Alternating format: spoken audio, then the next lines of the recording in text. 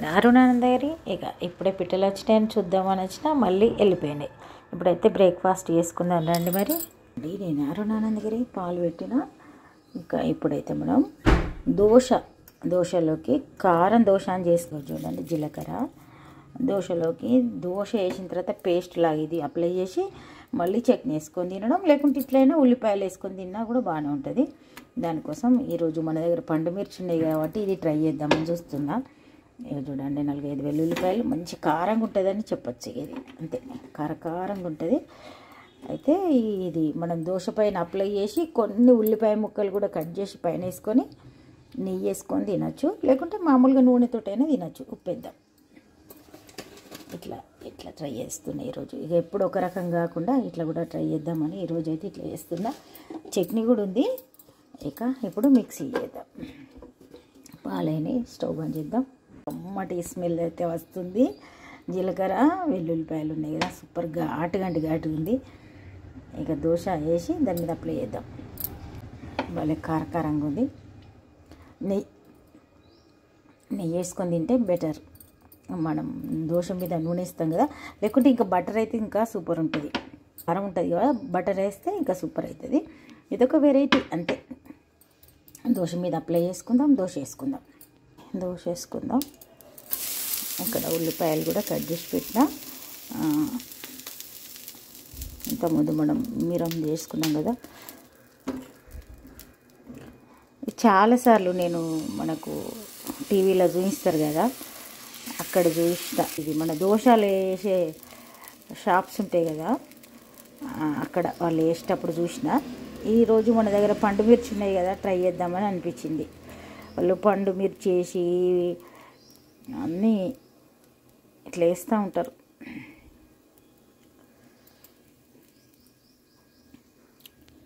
Cream వేసి butter వేసి రకరకాలు చేస్తూ ఉంటారు.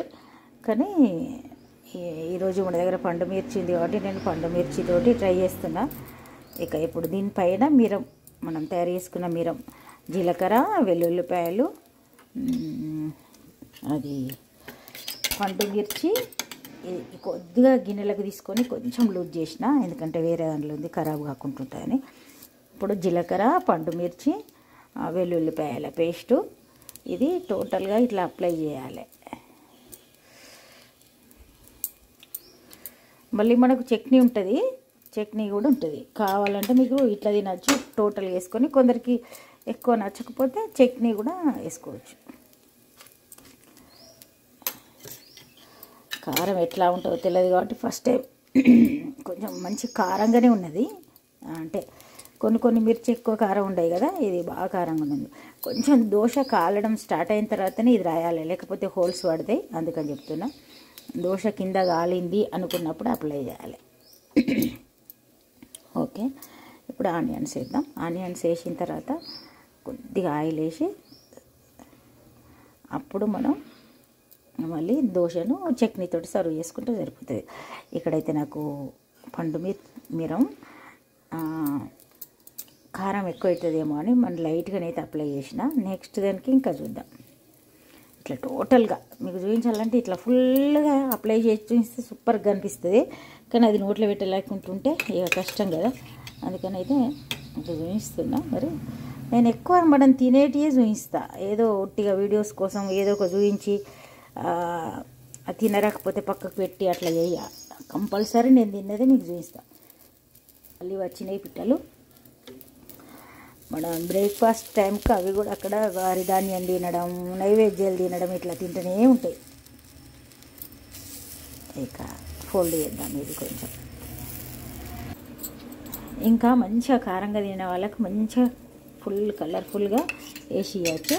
ఇక మా వారు కొంచెం కారం తక్కువనే తింటారు కాబట్టి తనకు లైట్గా రాసిన, నేను మంచిగా అప్లై చేసిన. సూపర్ ఉంది. ఆ పండు మిర్చి వెల్లుల్లిపాయలు జీలకర్ర ఉప్పు కలిపి పేస్ట్ మిక్సీ పట్టినాం. ఇక చూడండి. తర్వాత ఇక మామూలుగా ఆనియన్స్ వేసుకున్నాం అంతే. ఇంకా చట్నీ ఉంది. చట్నీ మనకు ఎక్కువ అవసరం పడది.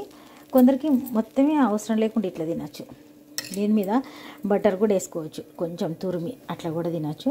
సూపర్ ఉంటుంది. ఇక అంతే.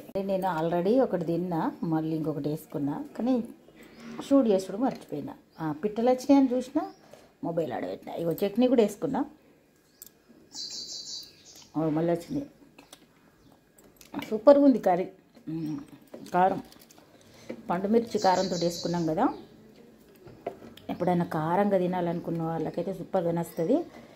మంచిగా ఉంది. వెల్లుల్లిపాయలు కూడా ఉన్నాయి కదా, సూపర్ టేస్ట్ ఉంది. ట్రై చేయండి ఎప్పుడైనా. ఇక సాయంత్రం తమ్ముని వాళ్ళ ఇంటికైతే వచ్చినాం. ఇక తమ్ముని వాళ్ళ అబ్బాయిది బర్త్డే ఉందంటే వచ్చిన. ఇక చూడండి చేపలు ఎంత చక్కగా తిరుగుతున్నాయి.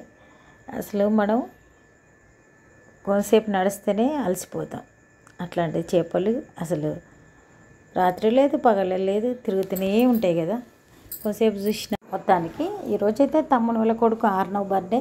ఇక వాళ్ళ ఫ్రెండ్స్ వస్తుండ్రు ఒక్కొక్కరు. ఇక అమ్మ నాన్న కూర్చుండి కేక్ కట్ చేస్తారు. అందరు పిల్లలు ఉన్నారు కాబట్టి చాలా అల్లరి ఉంది. న్యాచురల్గా ఉంచుదామంటే తర్వాత మ్యూజిక్ కూడా ఉంది. ఇక మనకు మ్యూజిక్ ఇక మనకు లాంగ్ వీడియోస్లో మ్యూజిక్ అస్సలే అలో ఉండదు. అందుకని నేను బర్త్డే సాంగ్ ఉట్టి మ్యూజిక్ కూడా అలో లేదు కాబట్టి యాడ్ చేస్తలేను. మొత్తానికి బర్త్డే కేక్ కట్ చేసిన తర్వాత ఇంకా అందరూ బ్లెస్సింగ్ ఇస్తున్నాం. వాళ్ళ ఫ్రెండ్స్ అందరు వచ్చిండ్రు కాబట్టి భలే సందడిగా ఉంది. మొత్తానికి ఆర్నవ్ బర్త్డే ఇట్లా జరిగింది. ఈరోజైతే ఇంతే.